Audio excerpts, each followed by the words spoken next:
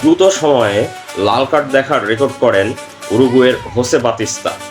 1986 সালের বিশ্বকাপে স্কটল্যান্ডের বিপক্ষে ম্যাচে মাত্র 56 সেকেন্ডে লাল কার্ড দেখে মাঠ ছাড়েন তিনি। 2006 সালের পর্তুগাল বনাম নেদারল্যান্ডস ম্যাচটি ব্যাটল অফ নুরেমবার্গ নামে পরিচিত। এই ম্যাচে রেফারি মোট 4টি লাল কার্ড এবং 16টি হলুদ কার্ড দেখান, যা পৃথিবীতে একটি ইতিহাস হয়ে রয়েছে।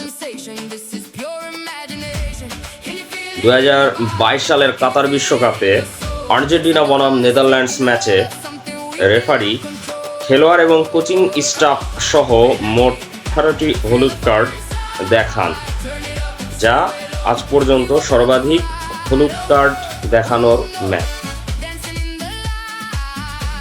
2002 বিশ্বকাপে তুরস্কের স্ট্রাইকার হাকান শুকুর দক্ষিণ কোরিয়ার বিপক্ষে ম্যাচে মাত্র 10.8 সেকেন্ডে দ্রুত সময়ে একটি গোল করেন, যা আজ পর্যন্ত রেকর্ড করা সবচেয়ে দ্রুততম গোল।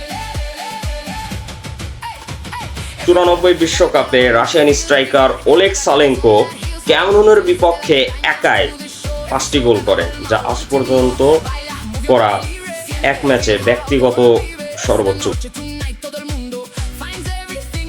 বিশ্বকাপ ইতিহাসের সর্বোচ্চ গোলদাতা হতে যাচ্ছেন আমাদের সকলের প্রিয় লিওনেল মেসি।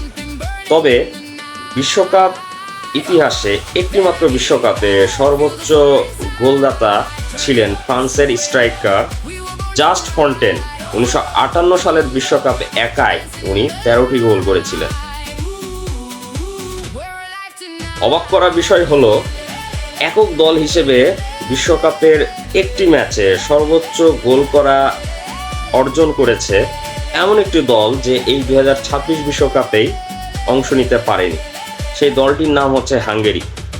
1982 সালের স্পেন বিশ্বকাপে হাঙ্গেরি এল সালভাদোরকে 10-1 গোলে বিধ্বস্ত করে দিয়েছে।